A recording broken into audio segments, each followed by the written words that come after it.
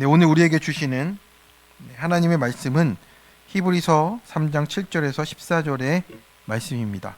히브리서 3장 7절에서 14절의 말씀 한 목소리로 합독하시겠습니다.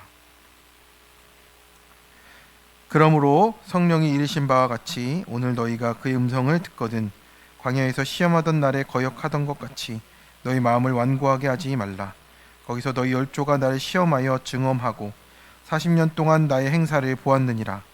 그러므로 내가 이 세대에 노하여 이르기를 그들이 항상 마음이 미혹되어 내 길을 알지 못하는도다 하였고, 내가 노하여 맹세한 바와 같이 그들은 내 안식에 들어오지 못하리라 하였다 하였느니라. 형제들아, 너희는 삼가 혹 너희 중에 누가 믿지 아니하는 악한 마음을 품고 살아계신 하나님에게서 떨어질까 조심할 것이요, 오직 오늘이라 일컫는 동안에 매일 피차 권면하여 너희 중에 누구든지 죄의 유혹으로 완고하게 되지 않도록 하라. 우리가 시작할 때 확신한 것을 끝까지 견고히 잡고 있으면 그리스도와 함께 참여한 자가 되리라. 아멘. 네, 우리 부르신 교회 성도 여러분, 또 한 주에 또 중간을 또 지나고 있습니다. 또 말씀대로 또 묵상하며 또 살아가시는 성도님 안에 또 하나님의 은혜가 또 충만히 임할 줄로 믿습니다. 네, 지난주까지는 저희가 띵크 기초 양육을 이렇게 또 했었습니다. 그래서 성도님들과 함께 믿음의 기초를 쌓는 시간을 가졌고요. 네, 벌써 그렇게 6주가 훌쩍 지나가 버렸습니다. 네, 시간이 참 빠르게도 흐르는 것 같아요. 네, 이번 주부터는 성도님들과 함께 이제 큐티, 그 중에서도 정말 우리가 복 있는 그 구속사의 큐티가 무엇인지를 좀 나누어 보고자 합니다. 네, 많은 성도님들이 큐티를 하고 계십니다. 네, 우리 교회뿐만 아니고 많은 교회들이 큐티를 해야 된다, 또 그래야 살아난다, 여러 가지 말을 합니다. 그런데 그 목적과 방법들이 조금씩 달라요. 네, 어떤 곳은 또 이제 하루를 살아갈 힘을 얻기 위해 하기도 하고, 또 어떤 분은 오늘 필요한 지혜를 얻기 위해서 또 합니다. 그래서 말씀을 묵상하는 것이 분명 귀한 일인데, 우리가 어떻게 또 묵상할 때 또 하나님을 깊이 만날 수 있는가, 그것을 좀 한번 나눠 보고자 합니다. 그래서 말씀을 나 중심으로만 읽다 보면요, 우리의 시야가 제한이 될 수 있습니다. 그런데 하나님은 구원의 경륜 안에서 우리에게 말씀을 주시고 우리가 그것을 해석하며 갈 때 그 하나님의 크신 경륜 안에서 우리 안에 이루시는 일들을 경험할 수 있다라는 겁니다.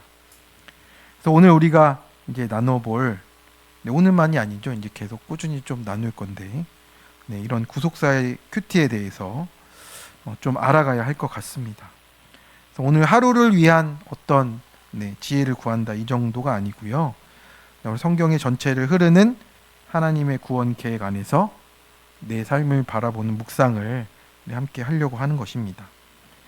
그래서 그 관점 안에서 바라보면 사건이든 인물이든 명령이든 모두 구원을 향한 그 길 속에서 바라보는 시선을 또 훈련하게 되는 것입니다.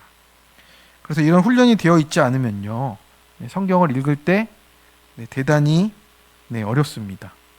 신학을 공부해도 힘들어요.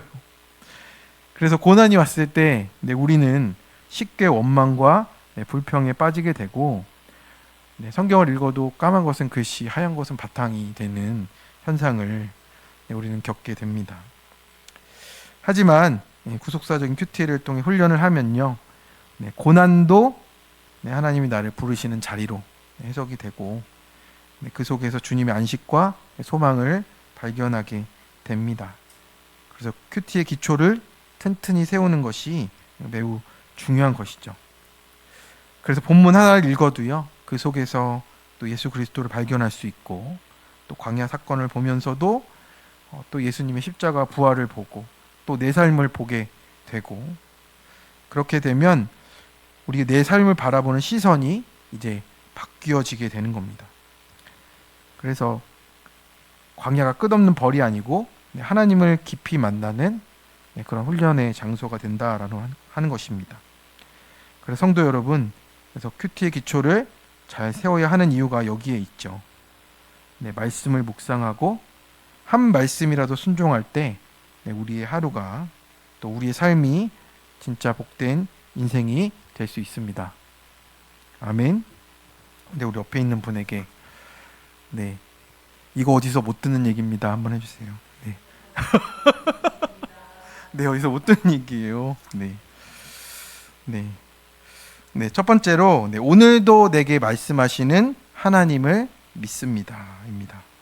우리가 큐티를 하면서 말씀대로 믿는다는 건요, 오늘도 내게 말씀하시는 하나님을 만나야 되는 거예요. 어제는 말씀하셨는데 오늘은 깜깜무소식이 아니고 하나님 오늘도 내게 말씀을 하신다라는 거죠. 성도 여러분, 우리가 환란이 우리 삶 속에 다가오는데 그냥 환경이 어려워져서라기보다는 환경은 그대로인데 하나님의 위로와 격려가 내 마음에 닿지 않을 때 우리가 참 힘들어지는 겁니다.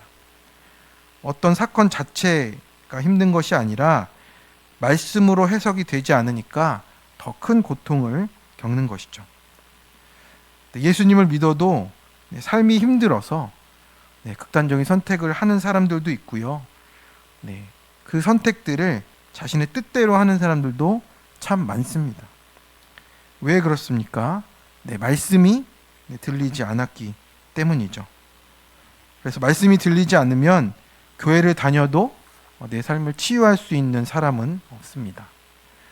그냥 겉으로는 좋아 보여도요, 피를 철철 흘리고 살아가고 있고, 말씀으로 회복되지 않으면 우리가 지금까지 믿었던 것마저 그게 무엇인지 또 해석이 안 되고 가짜처럼 느껴지는 거예요. 그래서 지금 내 상황이 정말 좋지 않아서, 그리고 돈이 없어서, 내 집안 배경이 어려워서 이런 게 불행한 게 아니고요. 우리는 사실은 구원의 말씀이 내 마음에 닿지 않아서 불행한 거예요. 그러니까 우리의 관점이 바뀌는 거죠. 우리는 없어서 불행하다 이랬습니다. 저도 그랬거든요. 없어서 불행하다. 여권을 만들어야 되는데 단수 여권밖에 만들 돈이 없다. 그래서 불행하다 이랬어요. 그런데 그게 불행한 게 아니고요. 구원의 말씀이 없어서 내 마음에 닿지 않아서 불행한 거다라고 하는 겁니다. 그래서 우리가 말씀을 언제 들어야 합니까? 우리가 살아가는 가장 중요한 순간인 오늘, 바로 지금 이 순간에 우리가 들어야 된다고 하는 겁니다. 그래서 히브리서 3장 7절에서 8절은 이렇게 말씀하시죠. 우리 한번 같이 읽어볼까요? 시작. 그러므로 성령이 이르신 바와 같이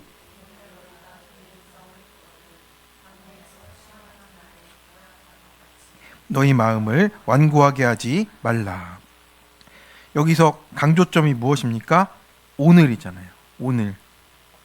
하나님께서 지금 이 순간 우리에게 말씀하시고 돌이킬 수 있는 기회, 또 회개와 순종의 기회를 주신다는 거예요. 그게 오늘입니다. 그래서 이게 오늘이라는 단어로 우리가 해석이 됐는데 그것은 무엇입니까? 기회를 말하는 거예요. 우리에게 하나님의 말씀을 들을 수 있는 기회를 허락하신다는 겁니다. 돌이킬 수 있는 그 기회인 것이죠. 흘러가는 그냥 그 시간이 아니고 우리가 붙잡는 그 시간이에요. 하나님 앞에서 붙잡는 시간이 돼야 우리가 말씀이 들려지기 시작한다라는 겁니다. 그래서 바로 이 순간 마음을 열고 말씀을 들을지 돌처럼 굳혀버릴지는 우리의 선택에 달려 있습니다. 그런데 우리는 항상 말씀을 들을 수 있는 기회가 많지만 정말로 듣고 있지 않을 때가 많아요. 상황과 기분에 따라 마음이 바뀌고요. 믿음 없는 마음으로 하나님께로부터 멀어지는 거죠. 그래서 히브리 기자는 우리에게 권면을 합니다. 오늘 지금 이 순간 마음을 완고하게 하지 말라고. 여기서 완고하다라는 뜻은요, 돌처럼 딱딱하게 굳어진 마음이에요. 그래서 아무리 말씀을 해도 들리지가 않고 변화되지 않는 마음이에요. 그렇습니다. 이 마음 가운데서는 아무것도 들려질 것이 없다라고 하는 겁니다. 그런데 하나님은 오늘도 그 가운데 계속 말씀하고 계신다는 것을 우리가 묵상 가운데 붙잡아야 될 줄로 믿습니다. 고린도후서 1장 5절에서 6절 우리 한번 같이 읽어보도록 하겠습니다. 시작. 그리스도의 고난이 우리에게 넘친 것 같이 우리가 받는 위로도 그리스도로 말미암아 넘치는도다. 우리가 환난 당하는 것도 너희가 위로와 구원을 받게 하려는 것이요 우리가 위로를 받는 것도 너희가 위로를 받게 하려는 것이니 이 위로가 너희 속에 역사하여 우리가 받는 것 같은 고난을 너희도 견디게 하느니라. 아멘. 예수님의 그 십자가 고난이요, 이 바울과 이 사도 바울과 그 같이 전도 여행을 한 사람에게도 계속 넘칩니다. 그런데 그 고난도 뭐예요? 위로와 고난을 받게 하는 통로가 된다라는 겁니다. 우리에게도 그 위로와 구원이 흘러오게 된다라는 겁니다. 주님은 그래서 말씀하십니다. 우리의 환난과 위로가 모두 다른 사람을 위로하고 구원하게 하기 위함입니다. 그래서 의미 없는 것이 아니고 생명이기 때문에 의미가 있다라는 겁니다. 내가 겪는 환난이 남을 위로하는 통로가 됩니다. 그런 도구가 됩니다. 네. 설교는 듣기 어려울 때가 있어요. 네. 근데 고난을 겪은 사람들의 간증은 어떤 사람들의 설교보다 마음에 와닿습니다. 그래서 성도 여러분, 내 고난을 증거하고요, 그 속에서 만난 주님을 증거하면 다른 사람들에게 진짜 위로가 되는 거예요.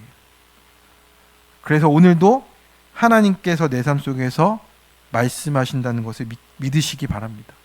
거기에 위로와 구원이 속해 있음을 믿으시기 바랍니다. 두 번째입니다. 고난을 통해 나를 부르시는 하나님을 믿습니다. 우리 말씀을 통해서 우리가 깨닫게 되는 또 진리는 뭐냐면, 고난을 통해서 하나님이 나를 부른다는 거예요. 네. 여기서 고난 한 번도 안 당하신 분 한번 손 들어보시겠습니까? 네, 제가 못 들 질문을 해서 들지를 못하시는 거예요. 네. 저도 들 수가 없고요. 네. 우리 히브리서 3장 8절에서 11절 한번 읽어볼까요? 네, 시작. 광야에서 시험하던 날에 거역하던 것 같이 너희 마음을 완고하게 하지 말라.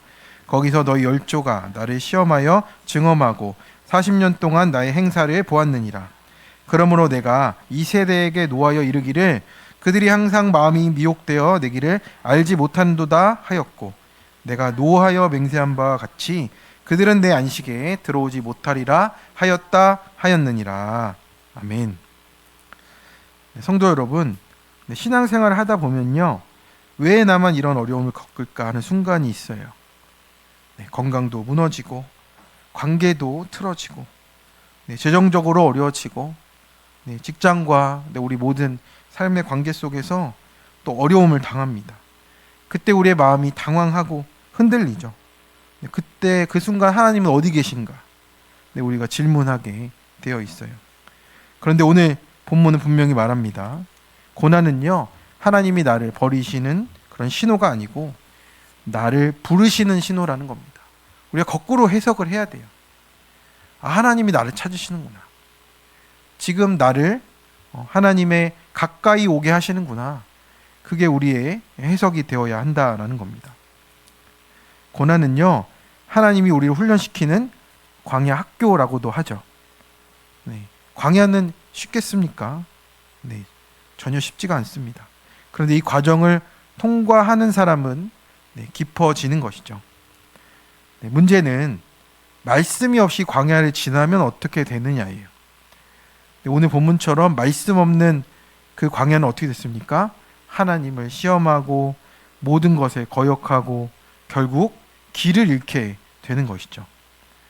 그래서 이스라엘 조상들은 40년 동안 하나님께서 만나를 주시고 반석에서 물을 주시고 구름과 불로 인도하셨는데 말씀 없이 그냥 살다 보니까 눈앞의 문제 앞에서 하나님을 시험하고 또 이제 거역하는 일을 반복했다라는 겁니다.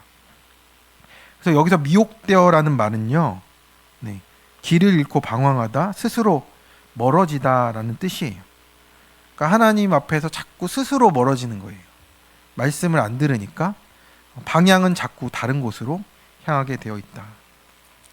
그래서 광야에서 말씀 없이 사는 사람은요, 스스로 길을 잃고 방황하게 되어 있습니다. 그렇게 길을 잃으면 하나님이 주시는 안식을 누릴 수가 없죠. 무엇이 나를 공격할지, 내가 누워 자는 곳에서 무슨 일이 일어날지 우리가 아무도 알 수가 없다라는 겁니다. 그래서 본문 11절에 그들은 내 안식에 들어오지 못하리라 이렇게 말씀합니다. 그래서 이 안식은 단순한 쉼이 아니라 하나님이 왕 되시는 평안에 들어오지 못한다라는 겁니다. 하나님의 다스림 안에서 내가 말씀에만 순종하고 있어도 나머지는 하나님이 하신다는 건데 그 안식을 누릴 수가 없다라는 것이죠.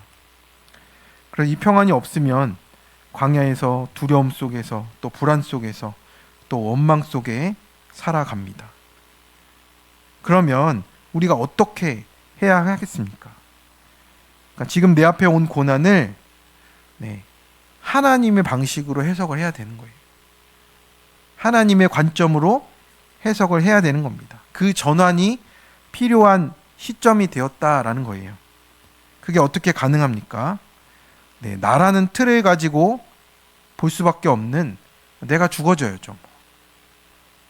그거를 어떻게 합니까? 자칼로는 안 돼요. 자칼로 하시면 안 되고 그 틀을 가지고 있는 내 자아가 깨져야 된다라는 겁니다. 그것을 위해서는 은혜와 믿음이 필요해요. 내가 믿음을 막 가지고 싶어도 내 힘으로도 안 돼요. 은혜가 있어야 돼요. 우리 로마서 5장 1절에서 2절을 같이 읽어보겠습니다. 시작. 그러므로 우리가 믿음으로 의롭다 하심을 받았으니 우리 주 예수 그리스도로 말미암아 하나님과 화평을 누리자. 또한 그로 말미암아 우리가 믿음으로 서 있는 이 은혜에 들어감을 얻었으며. 이 구절만 읽어도 너무 좋은 것 같아요. 여기서 말하는 은혜란요, 뭡니까? 은혜는 항상 내가 하지 않은 것이 주어지는 선물이에요. 내가 하나님 그동안 내가 하나님 섬기지 못했어. 나는 이런 것도 못했어. 괜찮습니다. 하나님은 우리를 은혜로 찾아와 주시는 분이십니다. 은혜를 모르는 사람은요, 내가 이 정도 했는데 내가 지금까지 어떻게 산지 알아? 나는 이런 사람이야 하는 분은 자기 의에 아직도 빠져 있는 겁니다. 근데 은혜를 아는 사람은요, 내가 한 것이 아무것도 없다고 고백할 수밖에 없어요. 내가 한 것이 아무것도 없어서 죄로 죽어야 될 나한테 십자가 고속의 은혜가 임하니까 아무짝에도 쓸모없는 나의 의가 다 깨져버리는 겁니다. 그래서 진짜 하나님이 주신 믿음을 얻게 되는 거예요. 그러니까 광야를 지나간다는 건요, 내 믿음과 내 의는 다 깨져버리고 진짜 하나님이 주시는 믿음을 얻는 곳이에요. 그때야 하나님과 화평을 누리게 되는 겁니다. 그게 무슨 말입니까? 고난이 오고 내가 원하지 않는 일이 다가오잖아요. 그게 다 내 뜻대로 안 되게 하시는 하나님이라고 생각하면서 지금 하나님과 평생 싸우고 있는 거예요. 하나님과 화평하지 않으면요, 지금 나는 내가 맞는데 하나님 당신이 무엇냐고 평생 싸우고 있는 겁니다. 그래서 고난이 해석이 안 되면 평생 전쟁이에요. 성도 여러분, 그렇기에 은혜와 믿음으로만 하나님과 화평할 수 있는 겁니다. 하나님과 화평하게 되어야 그 고난도 내가 이제 해석하게 되는 겁니다. 로마서 5장 3절 4절을 같이 읽어보겠습니다. 시작. 다만 이뿐 아니라 우리가 환난 중에도 즐거워하나니 환난은 인내를, 인내는 연단을, 연단은 소망을 이루는 줄 알미로다. 아멘. 그래서 믿음으로 하나님과 화평을 누리는 사람은 이제 고난을 다르게 보는 거예요. 내가 의로운 게 하나도 없잖아요. 하나님의 의를 내가 입었어요. 은혜로 입었기 때문에 내가 이제는 내가 해석했던 나라는 틀은 다 깨진 겁니다. 그러면 그곳에서부터 이제 우리 인생을 다시 바라보게 되는 겁니다. 그래서 고난은 내 자아가 무너뜨리는 과정이 되고 하나님 앞에 다시 나를 세우는 과정이 되는 겁니다. 그래서 인내는 아래에서 버티는 겁니다. 우리 이제 환란이 다가왔잖아요. 그 환란이 다가오면 인내가 시작되는 거예요. 왜냐하면 그 전에 겪었던 일이 아니거든요. 근데 그 지금 나에게 다가온 그 환란 때문에 나는 이제 아래에서 버티는 사람이 돼야 돼요. 난 낮아지는 거예요. 그래야 내가 낮아져서 그 인내로 겨우 버티고 가고 있습니다. 그러면 환란은 인내 다음엔 뭐예요? 연단이 찾아와요. 네, 연단은 그 시험을 통해서 진짜가 확인되는 상태예요. 이 믿음이 진짜냐가 확인되는 것이죠. 그래서 하나님이 우리 믿음의 가짜 껍질을 벗기고 진짜 믿음을 드러내시는 과정이 연단이 되는 겁니다. 그러면 힘들지만 끝나면 하나님이 인정하는 믿음과 소망이 남게 되어 있어요. 네. 결론적으로 고난이 왔다고 하나님이 나를 포기하신 것 같죠. 그런데 그게 아닙니다. 고난은 나를 더 깊은 믿음과 소망으로 부르시는 신호이고 하나님이 나를 찾아오신 사건이 되는 거예요. 우리 믿음을 붙들고 고난을 은혜로 해석하며 묵상할 때 진짜 안식을 누릴 수가 있습니다. 아멘. 네, 우리 옆에 있는 앞뒤로 고난이 끝이 아닙니다. 이렇게 얘기하세요. 고난 끝이 아니에요. 고난은 하나님이 나를 부르시는 신호입니다. 세 번째, 어떤 사건에서도 하나님이 오르심을 100% 믿습니다. 성도 여러분, 우리 인생의 목적은 행복이 아니라 거룩입니다. 하나님은 우리를 거룩하게 하세요. 그 일은 내가 할 수 있는 것도 아니고요. 묵상 100번 한다고 교회 100번 나온다고 되는 것도 아니에요. 하나님만 하실 수 있어요. 내 힘으로 할 수가 없는 일입니다. 그래서 예수님의 십자가는요, 나를 거룩하게 하시려는 하나님의 열망이에요. 그래서 지금 나에게 다가온 고난도 사실은 헤아릴 수 없는 하나님의 사랑과 열정이 나에게 나타난 사건이 되는 겁니다. 하나님이 그만큼 사랑하고 계세요. 그 고난을 통해서 나를 복음의 일꾼으로 세우시려고, 나에게 정말 생명을 알게 하시고자 하나님도 수고하고 계십니다. 우리 골로새서 2장 11절을 한번 같이 읽어보도록 하겠습니다. 시작. 또 그 안에서 너희가 손으로 하지 아니한 할례를 받았으니. 아멘. 그래서 예수님을 통해서 우리는 육적인 몸을 벗는 거예요. 그 육적인 몸을 벗는다는 게 우리 영혼과 이분법으로 이렇게 된다는 게 아니고, 우리가 의지했던 이 육의 몸들을, 또 육의 그 능력들을 벗고 이제는 말씀의 의로, 또 말씀의 능력으로 살아가게 되어 있다라고 말씀을 하는 겁니다. 그래서 이거를 큐티로 생각해 봤을 때는 육적인 몸을 벗는다는 것은요, 큐티를 통해 자신의 죄를 드러내는 거예요.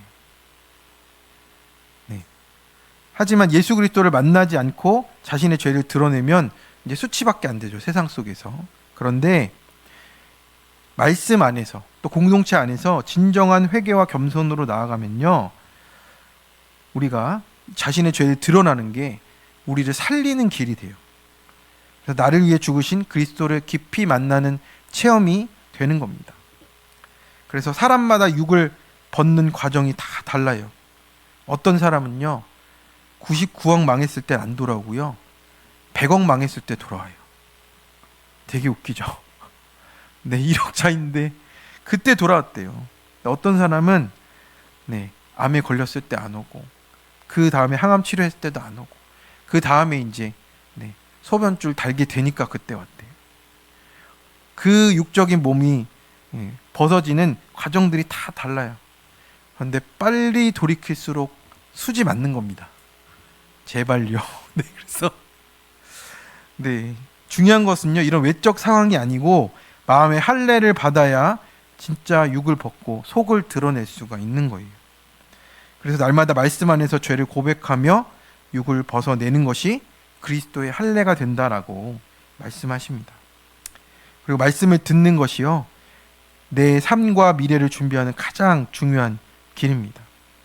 그래야 소망이 발견이 되고 고난 속에서도 길이 보이게 돼요. 고난 속에서 길이 안 보이니까 사람들이 좌절을 하잖아요. 근데 고난 속에서 길이 되는 것을 말씀으로 발견할 수가 있습니다. 고난이 축복이다. 근데 이 문장은요, 말이 안 되잖아요. 그죠? 하양이 검정이다. 네, 동그라미가 네모다. 이런 말과 똑같게 느껴집니다. 네, 주어와 수어가 잘 어우러져야 말이 되는데, 네, 손효주가 차은우다. 이런 말 같은 거잖아요. 크게 웃으셨습니다. 다 기억합니다. 제가 누군지. 네. 그래서 고난과 축복은 이렇게 서로 섞일 수 없는 단어인데, 고난이 저주이지 어떻게 축복인가라는 의문만 생깁니다. 지금 고난 가운데 있는 분이면 더 그렇습니다. 네. 2018년에 손효주를 여기다 갖다 놓으면 그랬겠죠. 네. 다시 돌아가고 싶지 않은데. 하여튼 그때가 제일 가난했던 것 같습니다. 네, 한 성도는 부잣집 외아들로 태어나서 고난이라고 모른 채 어린 시절을 지냈습니다. 인류대 공대를 졸업한 뒤에 직장에서도 승승장구해서 30대 초반에 부장직까지 달았대요. 어릴 적 교회에서 세례도 받고 결혼식은 교회에서 목회자 주례로 올렸습니다. 성공을 발판 삼아서 더 큰 성공을 쫓았습니다. 일이 바쁘고 힘들다는 핑계로 교회를 떠났고 40대에는 사업을 시작했고 모두가 부러워하는 행복한 정상에 오른 듯이 보였습니다. 하지만 창업 14년 만에 회사가 뜻밖의 큰 위기와 고난을 만났습니다. 지푸라기라도 잡아보려고 어느 주일에 불교 신자였던 아내를 따라 불공을 드리기 위해 절에 가고 있었습니다. 그런데 그날따라 절문이 닫혀 있었고 실망해서 돌아가는 길에 큐티하는 교회를 지나게 됐습니다. 예배당 벽에 걸린 현수막이 눈에 띄었다고 합니다. 고난이 축복입니다라는 이상한 문장이 쓰여 있었다라고 하죠. 왜 고난이 축복인가? 이런 질문이 들어서 이제 아내와 함께 불공 드리러 가다가 예배당으로 들어갔습니다. 마침 주일 예배 중이었고 고난으로 공고했던 마음이 설교자 우리 김영재 목사님의 간절한 외침과 눈물에 감동해서 교회에 출석하게 되었다고 합니다. 주일 예배는 물론 새벽 기도까지 빠지지 않고 이제 열심히 참석했죠. 그런데 상황은 하나도 변하지 않았다고 해요. 급기야 회사는 망했고 더 큰 고난은 성실하게 살아온 자기 인생이 무너진 데에 대한 수치였대요. 자기는 열심히 살았는데 왜 이런 일이 왔냐 이거죠. 이런 고난 가운데 사느니 삶을 끝내는 게 낫다라고 했다고 합니다. 결국 어느 날 밤에 아내에게 문자를 남긴 채 스스로 목숨을 끊으려고 시도를 했다고 합니다. 하지만 아내 신고를 받고 출동한 경찰의 신속한 조치로 생명을 지키게 되었다고 하죠. 그래서 이 사건을 계기로 그분은 이제 교회 소그룹 모임에 참여했고 양육도 받았답니다. 날마다 큐티를 하면서 말씀으로 자기 죄를 돌아보기 시작했고 물론 여러 사건으로 우여곡절이 많았지만 공동체는 떠나지 않고 10년간 붙어 있었습니다. 현재는 소그룹 리더가 되어서 10년 전 자신처럼 고난 때문에 살 수 없다 외치는 사람들을 돌보고 있습니다. 고난이 싫어서 자기 생명을 죽음에 던졌던 그분이 이제는 다른 사람의 구원을 위해서 살고 있다라고 이렇게 간증을 남겼습니다. 이 성도는 이제 죽음에 이르는 고난을 만났잖아요. 그러다가 교회로 인도되어서 주님을 만나게 된 겁니다. 인생 최고의 축복을 얻은 겁니다. 그가 자기 원하던 대로 늘 이기며 잘 풀리는 삶을 이어갔다면 주님은 절대 찾지 않았을 것이죠. 자기도 그렇지 않았을 것이라고 스스로 고백하고 있습니다. 그래서 고난이 그를 주님께로 인도한 통로가 됐고요.